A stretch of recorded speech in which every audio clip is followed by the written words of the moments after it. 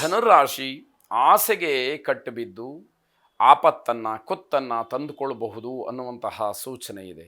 ಯಾವುದನ್ನು ಎಷ್ಟು ನಾವು ನಿರೀಕ್ಷೆ ಮಾಡ್ಬೋದು, ಅಪೇಕ್ಷೆ ಮಾಡ್ಬೋದು, ಆಸೆ ಪಡ್ಬೋದು ಅಷ್ಟೇ ಇರಬೇಕು. ಆ ಮಿತಿಯನ್ನು ದಾಟಿದಾಗ ಅದರಿಂದ ಆಗತಕ್ಕಂತಹ ದುಷ್ಪರಿಣಾಮಗಳಿಗೆ ನಾವೇ ಕಾರಣ, ನಾವೇ ಆ ಒಂದು ತೊಂದರೆಯನ್ನು ಅನುಭವಿಸೋದಕ್ಕೆ ಸಿದ್ಧವಾಗಿರಬೇಕು ಅನ್ನುವಂಥದ್ದು ಗೊತ್ತಿರಬೇಕು.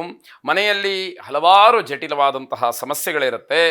ನೀವು ಮಾತ್ರ ಯಾವುದಕ್ಕೂ ತಲೆ ಕೆಡಿಸ್ಕೊಳ್ಳೋದಿಲ್ಲ, ಇದಕ್ಕೂ ನನಗೂ ಸಂಬಂಧ ಇಲ್ಲ ಅನ್ನುವಂತಹ ರೀತಿಯಲ್ಲಿ ನೀವು ಇರ್ತೀರಿ ಅಂತ ಅರ್ಥ. ಮಾಂತ್ರಿಕವಾದಂತಹ ವಿಚಾರಗಳಿಂದ ದೂರ ಉಳ್ಕೊಳ್ಬೇಕು.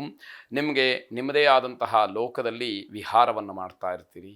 ಯಾವುದರ ಬಗ್ಗೆಯೂ ಕೂಡ ಪರಿಜ್ಞಾನವೇ ಇಲ್ಲದೆ ಇರುವ ಹಾಗೆ ಆ ರೀತಿಯಲ್ಲಿ ಇರ್ತೀರಿ. ನಿಗೂಢವಾದಂತಹ ವಿಚಾರಗಳಲ್ಲಿ ಮನಸ್ಸು ತಲ್ಲೀನವಾಗಿರುತ್ತೆ. ಅದನ್ನೆಲ್ಲ ಗಮನಿಸಿದಾಗ ನೀವು ಈ ಪ್ರಪಂಚದಲ್ಲೇ ಇದ್ದೀರಾ ಅನ್ನುವಂಥದ್ದು ಪ್ರಶ್ನೆಯಾಗುತ್ತೆ. ಮನೆಯವರು ನಿಮಗೆ ಏನು ಹೇಳಿದರೂ ಕೂಡ ಅದು ನಿಮ್ಮ ತಲೆ ಒಳಗೆ ಹೋಗುವುದಿಲ್ಲ. ಮನೆಯವರ ಜೊತೆ ಜಗಳ ಮಾಡ್ತೀರಿ, ಎಲ್ಲ ವಿರುದ್ಧವಾದಂತಹ ಉತ್ತರಗಳನ್ನು ಕೊಡ್ತೀರಿ ಅಂತ ಅರ್ಥ. ರಕ್ಷಾ ಸುದರ್ಶನನನ್ನು ಪ್ರಾರ್ಥನೆ ಮಾಡಿ. ಶುಭವಾಗಿ. ಮಕರ ರಾಶಿ ಮನೆಯಲ್ಲಿ ಹಿರಿಯರ ಆರೋಗ್ಯದಲ್ಲಿ ವ್ಯತ್ಯಾಸವಾಗಿ ನಿಮ್ಮ ಮನಸ್ಸು ವಿಕಾರಗೊಳ್ಳುವ ಹಾಗಾಗುವಂಥದ್ದು. ಹೆಚ್ಚು ಪರಿಶ್ರಮ ಪಡ್ತೀರಿ, ಅದರಿಂದ ಶುಭ ಫಲ ಸಿಗುತ್ತೆ. ಎಷ್ಟು ಕಷ್ಟಪಡ್ತೀರೋ ಅಷ್ಟು ಲಾಭ ಇದೆ ಅನ್ನುವಂಥದ್ದಾಗುತ್ತೆ. ನಿಮ್ಮ ಪ್ರತಿಸ್ಪರ್ಧಿಗಳು ನಿಮ್ಮ ಮುಂದೆ ದುರ್ಬಲರಾಗ್ತಾರೆ ಈ ದಿವಸ. ಆದರೆ ಇದೇ ಶಾಶ್ವತವಾದಂತಹ ಫಲ, ಇದೇ ಶಾಶ್ವತವಾದಂತಹ ಉತ್ತರ ಅಂತ ಹೇಳಿ ಭಾವಿಸುವಂಥದ್ದು ಭ್ರಮೆಯಾದೀತು. ಮಕರ ರಾಶಿಯ ಹಲವರಿಗೆ ಈ ದಿವಸ ಅಷ್ಟೊಂದು ಶುಭವಲ್ಲ ಅಂತಲೇ ಹೇಳಬೇಕಾದಂಥದ್ದು.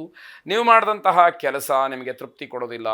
ಇನ್ನಷ್ಟು ಮತ್ತಷ್ಟು ಕಷ್ಟಪಟ್ಟಿದ್ದರೆ, ಬೇರೆ ರೀತಿಯಲ್ಲಿ ಮಾಡಿದರೆ ಇನ್ನಷ್ಟು ಲಾಭ ನನಗೆ ಸಿಕ್ತಿತ್ತು ಅನ್ನುವಂತಹ ಭಾವನೆ ನಿಮ್ಮದಾಗುವಂಥದ್ದಾಗತ್ತೆ. ಸಾಯಂಕಾಲ ಮನೆಯಲ್ಲಿ ಏನೋ ಒಂದು ರೀತಿಯ ಅಶಾಂತಿಯ ವಾತಾವರಣ, ನಿಮ್ಮ ಮನಸ್ಸಿನಲ್ಲೂ ಕೂಡ ಹಲವಾರು ಗೊಂದಲಗಳು ಸೃಷ್ಟಿಯಾಗ್ತಕ್ಕಂಥದ್ದು. ಆ ಗೊಂದಲಗಳನ್ನು ನಿವಾರಣೆ ಮಾಡದ ಹೊರತು ಯಾವ ನಿರ್ಧಾರವನ್ನು ಕೂಡ ಮಾಡಲಿಕ್ಕಾಗೋದಿಲ್ಲ. ಖಂಡಿತವಾಗಿ ಮಾಡಲೂಬೇಡಿ ಅನ್ನುವಂಥದ್ದು ಸಲಹೆ. ಕುಲದೇವತಾ ಸ್ಮರಣೆ, ಪ್ರಾರ್ಥನೆ ಇದು ಪರಿಹಾರೋಪಾಯದಲ್ಲಿ ಇದೆ. ಶುಭವಾಗಿ. ಕುಂಭರಾಶಿ ಕಣ್ಣಿನ ಸಮಸ್ಯೆ ಅಥವಾ ತೊಂದರೆ ಕಾಣಬಹುದು. ಸ್ವಲ್ಪ ಜಾಗ್ರತೆಯನ್ನು, ಸೂಕ್ಷ್ಮವಾಗಿ ಎಚ್ಚರಿಕೆಯನ್ನು ವಹಿಸಬೇಕಾದಂಥದ್ದು.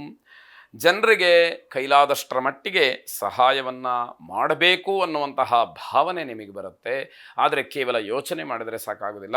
ಒಳ್ಳೆಯದು ಯಾವುದಿದೆ ಅದಕ್ಕೆ ಹೆಚ್ಚು ಸಮಯವನ್ನು ತಗೊಳ್ಳೋದಲ್ಲೇ ತತ್ಕ್ಷಣದಲ್ಲಿ ಮಾಡಿಬಿಡಬೇಕು. ಇಲ್ಲದೇ ಇದ್ದರೆ ಆ ಮಾನಸಿಕವಾದಂತಹ ಒಂದು ಆಲೋಚನೆ ಬದಲಾದರೆ ನಿಮ್ಮ ಕೈಲಾಗುವಷ್ಟು ಸಹಾಯವನ್ನು ಮಾಡಲಿಕ್ಕೂ ಕೂಡ ಆಗದಲ್ಲೇ ಹಿಂಸೆ ಪಡಬೇಕಾದಂಥದ್ದು ಆಗಬಹುದು. ಕಬ್ಬಿಣ ವ್ಯಾಪಾರಿಗಳಿಗೆ, ಕಟ್ಟಡ ಸಾಮಗ್ರಿಗಳನ್ನು ವ್ಯಾಪಾರ ಮಾಡ್ತಕ್ಕಂಥವ್ರಿಗೆ ಶುಭ ಇರತಕ್ಕಂಥದ್ದು.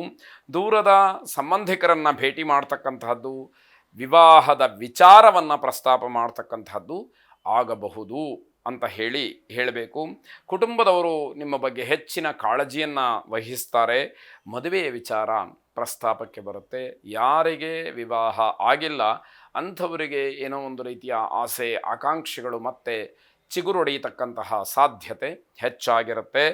ದೇವಿಯ ಆರಾಧನೆಯನ್ನು, ಪ್ರಾರ್ಥನೆಯನ್ನು ಮಾಡಿ. ಶುಭವಾಗಿ.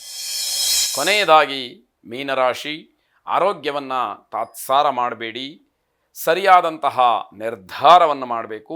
ಇಲ್ಲದೇ ಇದ್ದರೆ ಪ್ರೀತಿ ಪ್ರೇಮದ ವಿಚಾರದಲ್ಲಿ ತೊಂದರೆಯನ್ನು ಅನುಭವಿಸಬೇಕಾಗತ್ತೆ. ನಿಮ್ಮ ನಿರ್ಧಾರವೇ ತಪ್ಪು ಅಂತಾದಾಗ ಏನು ಮಾಡಲಿಕ್ಕೆ ಸಾಧ್ಯ ಆಗುತ್ತೆ ಅದನ್ನು ಆಲೋಚನೆ ಮಾಡಿ. ಪ್ರೇಮಿಗಳಿಗೆ ಮನಸ್ಸು ತುಂಬ ಚಂಚಲವಾಗ್ತಕ್ಕಂತಹ ದಿವಸ. ಯಾವ ನಿರ್ಧಾರವನ್ನು, ಯಾವ ಮಾತನ್ನು ಗಟ್ಟಿಯಾಗಿ ನಿಲ್ಲಿಸ್ಕೊಳ್ಬೇಕು ಅನ್ನುವಂಥದ್ದೇ ಗೊಂದಲಮಯವಾಗುತ್ತೆ. ಶರೀರದಲ್ಲಿ ಪೌಷ್ಟಿಕಾಂಶದ ಕೊರತೆಯಾಗಿ ಏನೋ ಒಂದು ರೀತಿಯ ಆಲಸ್ಯವೋ ಅಥವಾ ಶಾರೀರಿಕವಾದಂತಹ ಹಿಂಸೆಯೋ ನಿಮ್ಮನ್ನು ಕಾಡಬಹುದು ಅನ್ನುವಂತಹ ಸೂಚನೆ ಗೊತ್ತಾಗುವಂತಹದ್ದು. ನಿಮ್ಮ ಮಹತ್ತರವಾದಂತಹ ದೊಡ್ಡದಾದಂತಹ ಆಲೋಚನೆಗಳನ್ನು ಸ್ನೇಹಿತರ ಜೊತೆಯಲ್ಲಿ ಹಂಚಿಕೊಳ್ಳಬೇಡಿ. ಅದು ಗೌಪ್ಯವಾಗಿಯೇ ಇದ್ದರೆ ಬಹಳ ಒಳ್ಳೆಯದು ಅಂತ ಹೇಳಬೇಕು. ಪಶ್ಚಾತ್ತಾಪ ಪಡ್ತಕ್ಕಂತಹ ಯಾವ ಕೆಲಸಗಳನ್ನು ಕೂಡ ಮಾಡಬೇಡಿ. ಏನೋ ಮಾಡಿಬಿಡೋದು, ಕೊನೆಗೆ ನನ್ನಿಂದ ತಪ್ಪಾಯ್ತಲ್ಲ ಅಂತ ಹೇಳಿ ಒದ್ದಾಡುವಂಥದ್ದು, ಈ ರೀತಿಯ ವಿಚಾರಗಳು ಬೇಡ. ಜನರು ನಿಮ್ಮ ವ್ಯವಹಾರದ ಬಗ್ಗೆ ಗೇಲಿ ಮಾಡಬಹುದು. ಆದರೆ ಆ ಜನ ನೀವು ಯಾವುದೋ ಒಂದು ಕಷ್ಟದಲ್ಲಿದ್ದಾಗ ಅಥವಾ ಸಮಸ್ಯೆಯಲ್ಲಿದ್ದಾಗ ಯಾರೂ ನಿಮ್ಮ ಸಹಾಯಕ್ಕೆ ಬರುವುದಿಲ್ಲ. ಆದ್ದರಿಂದ ನಿಮ್ಮಷ್ಟಕ್ಕೆ ನೀವು ಆಲೋಚನೆ ಮಾಡಬೇಕಾದ್ದೇನು, ನನ್ನ ವಿಚಾರ ಏನಿದೆ ಅದು ನನಗಾಗಲಿ ನನ್ನ ಪರಿವಾರಕ್ಕಾಗಲಿ ಅಥವಾ ಸಮಾಜಕ್ಕಾಗಲಿ ಯಾವುದೇ ರೀತಿಯ ತೊಂದರೆಯನ್ನು ಉಂಟು ಮಾಡದಲೇ ಒಳ್ಳೆಯ ವಿಚಾರಧಾರೆಯಿಂದ ಕೂಡಿರಬೇಕು ಅಂತ ಹೇಳಿ ಯೋಚನೆಯನ್ನು ಮಾಡಿ ಮುಂದಕ್ಕೆ ನುಗ್ಗಿ ನಿಮಗೆ ಶುಭವಾಗುವಂಥದ್ದು ಮುತ್ತುರಾಯ ಸ್ವಾಮಿಯನ್ನು ಪ್ರಾರ್ಥನೆ ಮಾಡಿ ಅನುಕೂಲವಾಗಿದೆ.